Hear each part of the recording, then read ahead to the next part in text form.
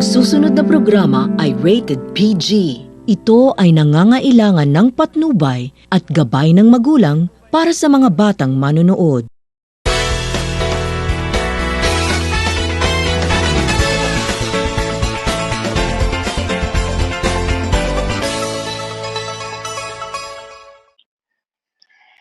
Imagine a family living room. Now travel through time and witness how that same space transforms alongside the way this family consumes media. From flickering black and white TVs to handheld devices, join us in a heartwarming journey through the generations. In Generations on Screen, a family portrait of media evolution. This feature video will explore how communication and entertainment have changed within a single family, reflecting the broader evolution of media across the decades. Get ready for a nostalgic look back, sprinkled with laughter, and maybe even a few arguments over the best way to watch a movie. This is Giros to Binasa, taking you on a journey of how technology bridges communication between families. So, joining me today are the members of Family Ocampo. Can you please introduce yourselves, starting with Mrs. Gian Ocampo? Hello, Miss Tobianosa. Good afternoon. I am Mrs. Gian, 42 years of age and a mother to my beloved children, Joachim and Richard. I'm currently residing in Singapore and I've been here as an OFW for 8 years already. I go home only during the Christmas and my son's birthday to make sure that I will always be with them on important occasions despite not being present in their everyday life. Thank you, Mrs. Gian. Now, moving on, we have Mr. Charles. Hello, I'm Charles Ocampo, an overseas Filipino worker for the past decade.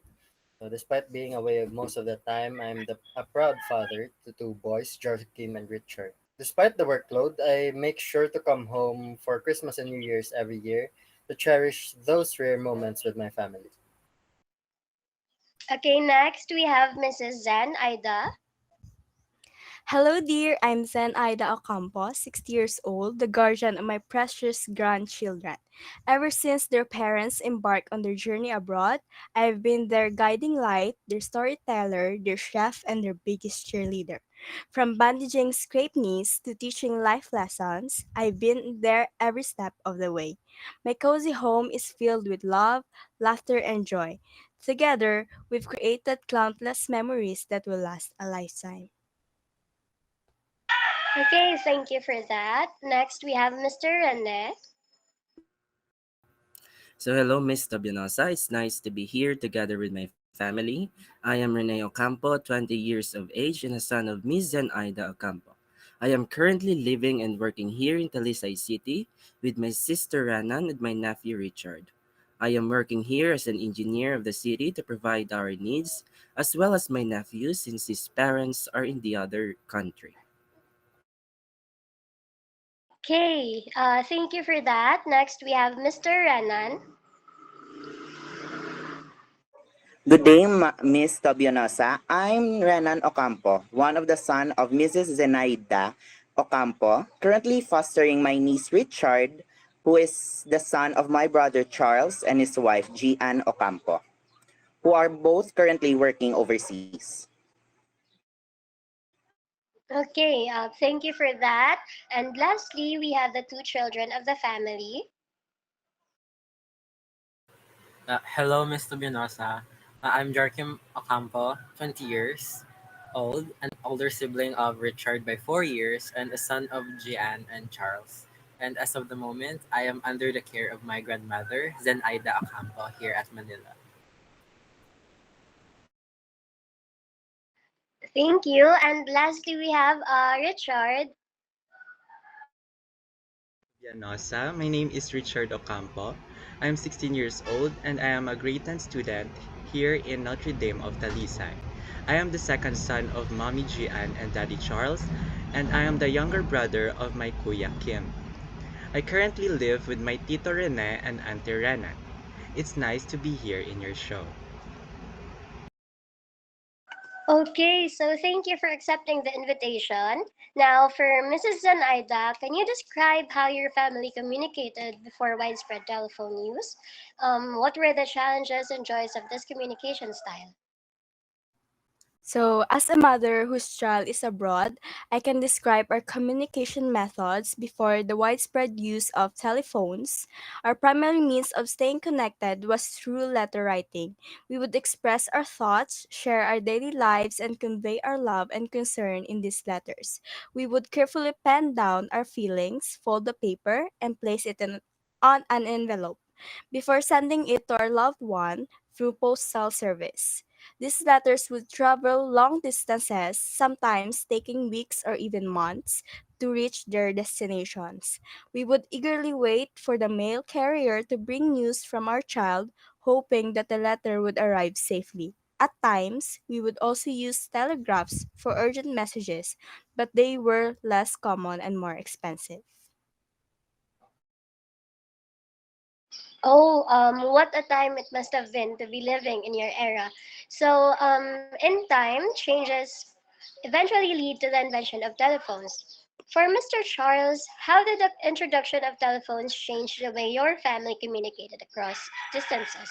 And how do you think that the emergence of television and radio impact family communication habits? Yes, as telephones became more widespread, our communication with our relatives, especially those in more far flung regions, became much easier and faster, making communication much more convenient and reliable. Instead of waiting for letters to arrive, we could simply pick up the telephone and have real time conversations with loved ones. Whether they were across town or across the country, by the help of telephones, our family can connect easier and directly exchange information in real time. It allowed my family to stay in touch more frequently and easily. Oh, so it must have been tough to be away from your family. For the children, with the rise of personal computers and the internet, how did you, how did the family communication evolve further? And considering that your parents are in other countries. The evolution that happened in technology is very helpful because the rise of personal computers and internet made our communication with them much easier. It's not only the technologies that have evolved, so as our family communication. We are able to finally see each other through video calls and chats, and the longing that we're feeling is quite bearable, and it became better because we usually keep updates with each other already. These various technological advancements not only facilitated communication but also fostered a new ways of our family and the others to stay connected, for online friends to collaborate and to gain support from one another even if we are just interacting in a digital world. Very well said. How about in your time, Mr. Rene? You grew up with the rise of television and radio. How did the emergence of those tools impact family communication habits in your time? Televisions and radios have long served as central fixtures in my family's entertainment, offering up plenty shows, programs, and content to enjoy together. These mediums provided my family to bond over shared entertainment experiences, whether it was gathering around the TV to watch cartoons for the children and dramas and sitcoms for the adults, tuning into a favorite radio program, or engaging in lively discussions about the latest news or trends. These shared activities not only brought my family members closer, but also fostered a sense of unity and togetherness within our household. Okay, so Mr. Renan, would you like to add something? Yes, I agree. However, there is a downside that has entered our household with the influx of entertainment and news. We now spend less time together, often engaging in quarrels, and as everyone has their own channels to watch. Instead of participating in conversations or activities that foster bonding, we find ourselves disconnected, merely coexisting in the same.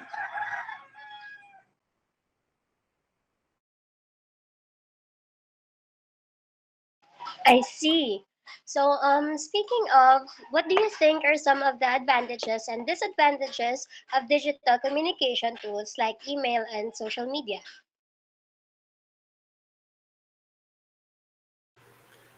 As a college student, I believe that digital communication tools advantages are being easily accessible to loved ones, fast transactions in important things, time-to-time updates with the family, instant communication across vast distances, and cost effectiveness and the ability to share a wide range of media seamlessly. These tools enable dissemination of information, facilitate collaboration on projects, and provide strong bonds to each and everyone. Yes, Kuya. However, there are still disadvantages such as losing privacy and losing culture, since technology has evolved. It's becoming easy for people to dig up information about you and lose culture because the generation as well as is evolving. Digital communication can sometimes lack the nuances of face-to-face interaction, leading to misunderstanding and misinterpretation. Additionally, digital communication tools disadvantages also includes distraction, especially those teenagers who are eager and curious about a lot of things. They are becoming less mindful and about their action. Okay, so thank you for that information. Now, as the members of your family are from different generations, how do you see your preferred methods of communication differing across generations in your family? In my observation, communication methods differ significantly across generations in a family. For me, as a Gen Z, we are more tech savvy and prefer using digital platforms for communication. I think I'm more comfortable with instant messaging apps like Messenger, which is very helpful for communicating with my mother and my father because they are in different countries. And also, social media platforms which can help me connect with them and see their faces by posting their pictures in Facebook or Instagram. I also tend to use multimedia elements like emojis, GIFs, and videos to express my thoughts and emotions to them. As an older generation of my family, I can say that the different generation in a family may have varied preferences for communication methods due to factors such as technological advancement, comfort levels with technology, and communication habits develop over time.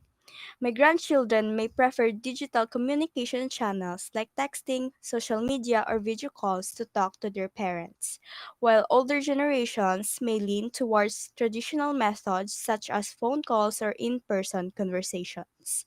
It is important to adapt and be flexible in communication to effectively connect with family members of different generations.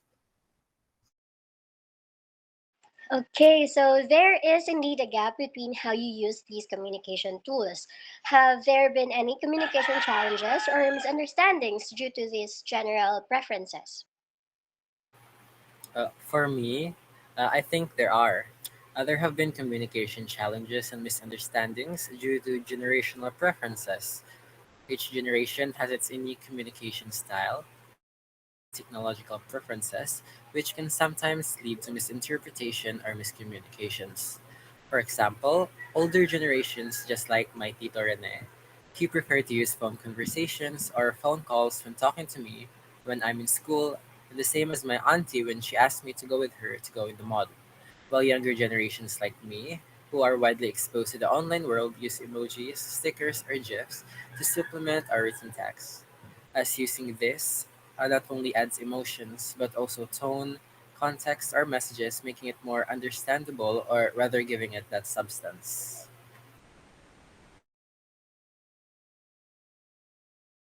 Miss Liza, would you like to add something? Yes, since I have a family members who are not with us, communication is a challenge for us and misunderstanding occurs due to generational preferences. Different generations may have varying communication styles, values, and preferences, which can lead to misinterpretation and conflicts in interaction. For example, my children and grandkids may prefer to communicate through text or social media because it is more easier and accessible for them, while older generation, which is me, may prefer face-to-face conversation or phone calls because my vision is not that good since I am old. That's why I prefer to speak rather than type or write to communicate. Understanding and respecting these differences can help bridge the communication gap and foster better relationship across generations. All right, so what are your hopes for how these advancements can strengthen family bonds? Mr. Charles? So, I envision that advancements in technology will strengthen family bonds by enabling continuous connection regardless of distance. This means that even when me and my family members live apart, we can maintain close relationships. Moreover, as different generations adapt to new technologies, it can bridge generational gaps, fostering better understanding and empathy among family members. Lastly, with advanced communication tools, families can monitor each other's well-being more effectively and provide emotional support during challenging times, ultimately promoting mental health and happiness for all. Advancement in communication technologies have the potential to strengthen our family bonds by enhancing connectivity, enabling clear communication, fostering shared experiences, and facilitating support and care and preserving memories. This innovation can bring families together, like us, who who experience long distance relationship as a family, making interactions more meaningful and relationships stronger.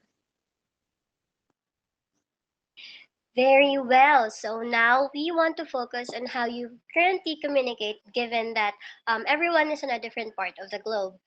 For Mr. Rene, did newspapers or magazines play a role in family discussions or activities? And how did you learn about current events in your household? Newspapers and magazine are not as important as they once were, and that's a loss for all of us. But they continue to be the best way to understand the happenings in the world. In many households, especially before the digital age, newspapers and magazines were central to family discussion and learning about the world. They played a significant role in shaping day to day conversations at the dinner table, serving as a common ground for family members to discuss local events, politics, sports, and other topics of interest. Sometimes leading to lively debates or discussions about articles or issues highlighted with their pages. Newspapers were the most immediate source of current events published daily or weekly. People would often start their day reading the newspaper to catch up on political news, economic updates, sports scores, and other local and global events. The ritual of reading the morning paper with a cup of coffee was quite a common. Okay, so moving on to the visuals and visual media, Mr. Renan, how did photographs or illustrations in print media influence your understanding of the world compared to visual media today? Photographs and illustrations in print media have historically played a role in shaping public understanding of the world, serving as visual gateways to distant lands, unfamiliar cultures, and significant events. Before the advent of digital media and the internet, these visual elements in newspapers and magazines were among the few ways people could visually connect with the stories and issues beyond their immediate environment. A single photograph in a newspaper or magazine could become iconic, encapsulating the essence of a moment in history or conveying the emotional depth of a situation. In contrast, the digital age has ushered in an era of visual overload. Today, we are bombarded with a relentless stream of images from around the world, accessible from the palm of our hands. While that democratized access to information and enabled real time sharing of visuals, it has also led to challenges. The sheer volume of images can desensitize viewers, making it harder for any single image to have the same impact as those in the print media era. The rapid consumption of digital media often leads to a more superficial engagement with content, with image quickly strolled past, liked, or shared without deep reflection of understanding. Okay, so for Richard, did you find any educational or informational materials that used charts or graphs impactful in your learning? Well, Ma'am, to be honest, humans are very inherently visual creatures. With a significant portion of their brain dedicated to visual processing, graphics and charts translate complex data sets into visually intuitive formats, making it easier to discern patterns, trends, and outliers. This helps us grasp the concept more easily than text alone. Okay, thank you for that. For Miss Gian, how did smart TV, videos, and video conferencing help you in times that you miss your family? They actually help a lot, especially since they allow me to call my family in the Philippines. And I can even put them on the wide screen of the TV just to feel that they are close to me. Videos in YouTube and TikTok also help me in keeping up with the news in the Philippines.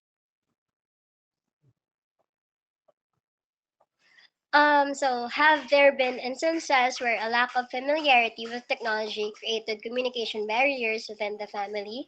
And how did you bridge those gaps?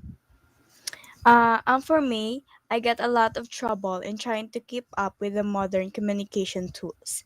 I can barely see through my screen and I have a hard time in figuring out all the buttons in my smartphone that my son bought for me. I think we were able to bridge these gaps, Miss, by being patient with each other and teaching each other new things.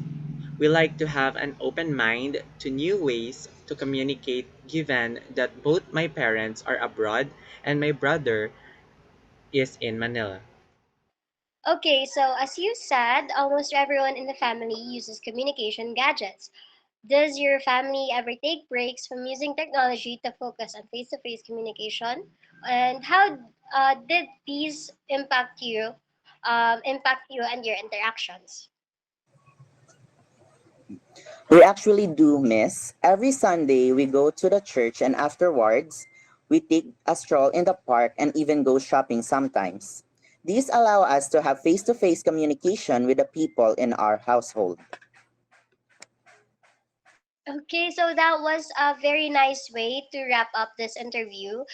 So there you have it, people. Those are the ways on how a physically separated family cope up with the distance from their loved ones. If you have any thoughts about the interview, please do leave it in the comments below. And that's all for this video. See you on the next one. Thank you. Thank you, guys. Thank Thank you. you.